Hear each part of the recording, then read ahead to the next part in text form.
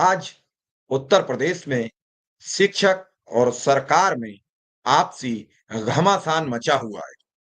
ये घमासान एक ऐसी एक ऐसे आदेश को लेकर मचा हुआ है, जिस आदेश को लेकर शिक्षक, अधिकारी और सरकार के बीच समन्वय नहीं बन पा रहा है।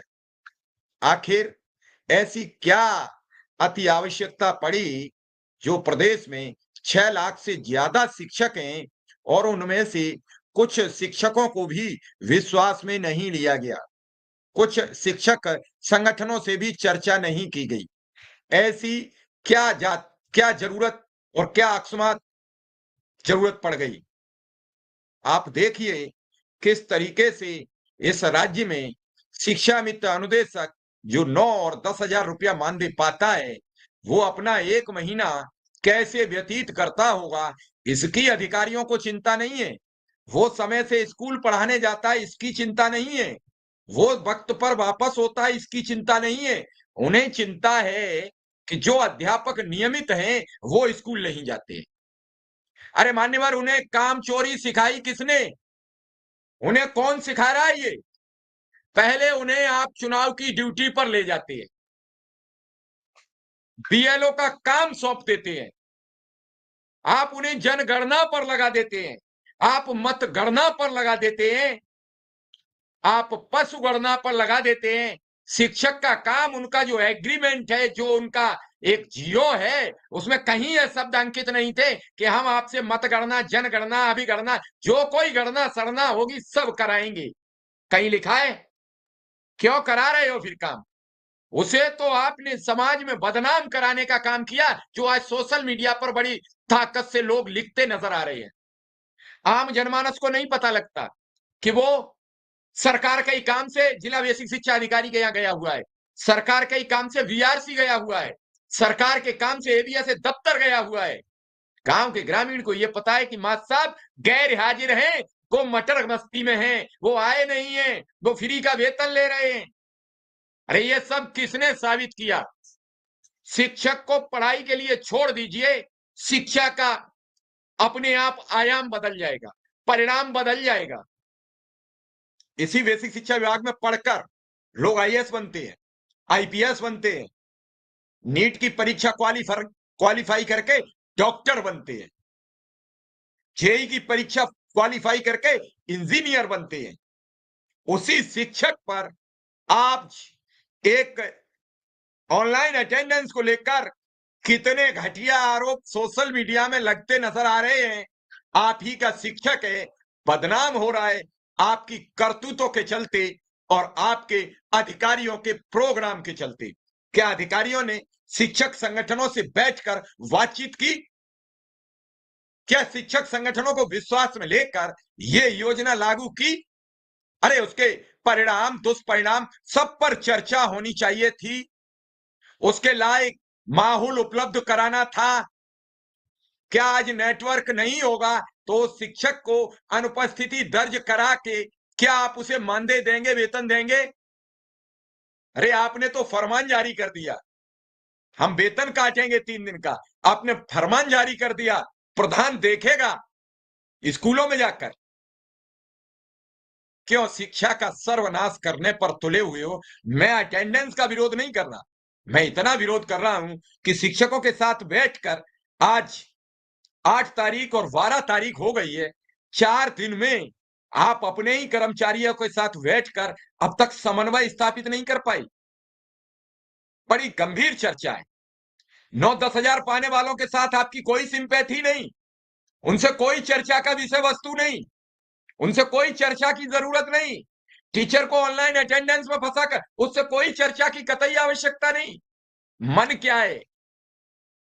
हमारे साथ इस पर चर्चा करेंगे शिक्षकों के नेता, बेबाक बात कहने वाले मनोज राय जी। स्वागत और अभिनंदन।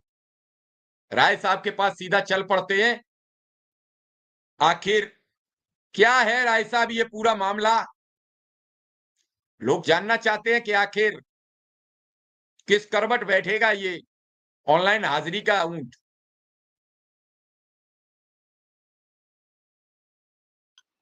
राय नमस्कार साहब सर। माइक खोलिए। जी जी नमस्कार। साथियों के लिए बेहद ही महत्वपूर्ण सभी का आज के इस नए वीडियो में। आप सभी जितने भी शिक्षा मित्र साथी हैं, वर्तमान की ही एक बड़ी खबर है जो कि आप सभी के बीच में इस खबर के माध्यम से साझा करनी है। फिलहाल सभी साथियों से एक अपील है, इस वीडियो को आप पूरा देखें, अपने साथियों के मध्य भी इसे शेयर कर दें। अब चलते हैं अपडेट पर। देखिए सर, अब सोशल मीडिया, पेड मीडिया, अब क्या कहूं, मुंह से वह शब्द नहीं निकलते। हम शिक्षक हैं, लेकिन छोड़िए, कुछ ऐसी भी मीडिया हैं जिनको धरातल का ज्ञान नहीं है और वो हम शिक्षकों के बारे में अनाप शनाप क्या चाहती है ये सरकार, ये समझ में। पीड़ा तो इतनी है, हमें कुछ भी कह देगा कोई। हम वो शिक्षक हैं, हम प्राथमिक शिक्षक हैं। पूरे गांव का, पूरे मोहल्ले का कोई ऐसा भी व्यक्ति नहीं बचा होगा जिसके हाथ में पहली चाक या पहली पेंसिल हमने न रखी हो। उसके पास क्षमता थी, आज वो विमान उड़ा रहा है, आज वो ओपन हार्ट सर्जरी कर रहा है, आज वो समुद्र में पुल बना रहा है, आज वो प्राइम मिनिस्टर बना है, आज वो चीफ मिनिस्टर बना है, लेकिन उसके हाथ में पेंसिल हमने ही रखी है। बावजूद इसके आप किसके बारे में कह रहे हैं? हम शिक्षक ऑनलाइन हाजिरी से नहीं डरते, हम चैलेंज के साथ कहते हैं ऑनलाइन हाजिरी के लिए तैयार हैं। लेकिन क्या आप बेसिक शिक्षा नियमावली को झुठला देंगे? बेसिक शिक्षा नियमावली 1972 में, उसका रिव्यू 1981 में है, जिसमें लिखा हुआ है कि यदि कोई शिक्षक निर्धारित समय के आधे घंटे के अंदर आ जाता है, 8 बजे का समय है, यदि वह 8:30 बजे आ जाता है तो उसका 24 आवर का मजिस्ट्रेट हेडमास्टर है, वो उसको ज्वाइन कराएगा, कारण पूछेगा, कारण लिखेगा, ज्वाइन करा के खंड शिक्षा अधिकारी को लिख के दे देगा कि ये ससमय इतने बजे उपस्थित हो गए हैं। क्या आप अपने कंप्यूटर में ये लाइन डाल सकते हैं? क्या आपका कंप्यूटर इसको स्वीकार करेगा? बेसिक शिक्षा नियमावली का जब हमने पाठ पढ़ाया तब आपने एक हमारे ऊपर एहसान किया, एक्सक्यूज, लेट्स गो, 8 बजे तक है तो हम 8:30 तक कंसीडर करेंगे। ये आपकी अनुकंपा नहीं है, ये हमारे नियमावली की बात। लेकिन आप मशीन से मनुष्य को मापना चाह रहे हैं, यह भी तो गलत है। मशीन के पास संवेदना नहीं है। अगर मेरी कोई एक महिला शिक्षक दिन में बेहोश होके गिर गई,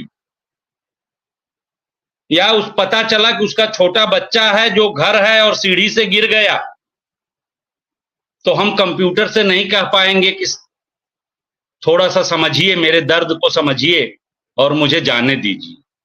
तो हम कह रहे हैं कि हमको हाफ डे सीएल दीजिए, आप फिक्स कर दीजिए ना। यदि ऐसी कोई घटना घटेगी, अब तो हमको सब सोचना है ना।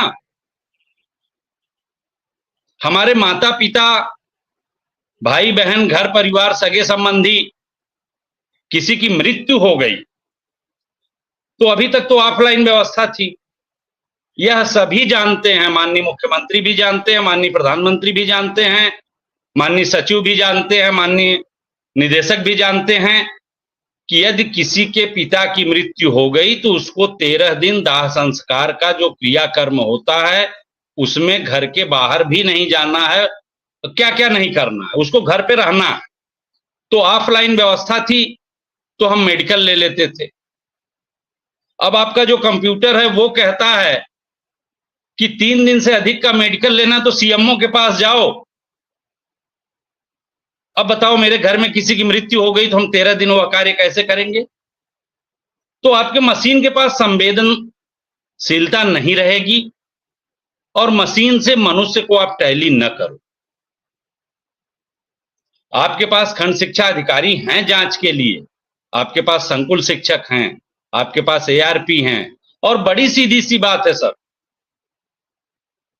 मैं बहुत कॉन्फिडेंस के साथ कह सकता हूं, मेरे 99.9% शिक्षक विद्यालय जाने वाले, जो विद्यालय नहीं जाने वाले हैं उनको यही शासन, यही बेसिक शिक्षा परिषद अनाधिकृत रूप से विभागीय कार्य करवाता है और अनुकंपा पे उनको छोड़े रहता है। 5 से 10 लोग बीईओ के आसपास, 50 से 60 लोग बीएसए के आसपास, 25-50 एडी बेसिक के आसपास, ये सब जानते हैं।